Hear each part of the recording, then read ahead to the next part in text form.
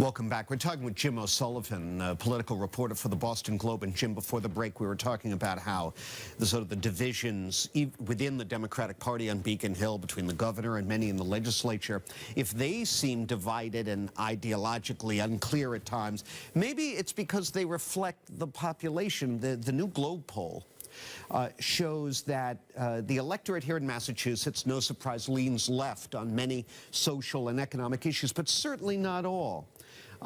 50 to 44, they're opposing Governor Patrick's plan to house the refugees/immigrants who are massing on the border right now here in Massachusetts.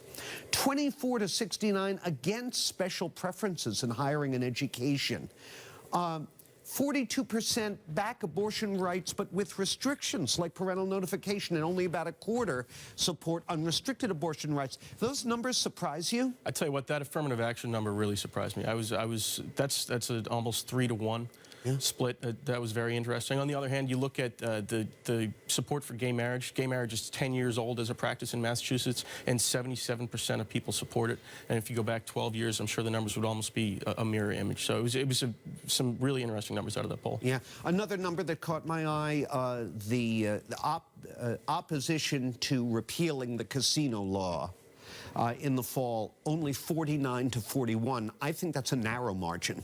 It is, and you know, I think those numbers, particularly on the casino repeal question, are very volatile because I think we're going to see a lot of money come in here over the next couple We haven't seen the TV ad war yet on move that. Those numbers. Well, the one candidate in the Democratic primary for governor who's been out front in supporting that repeal issue from day one is Don Berwick. Right. And yet the latest Globe poll shows him just absolutely stuck at 5% support, I believe it is, and it shows Martha Coakley with maintaining her big lead over Steve Grossman.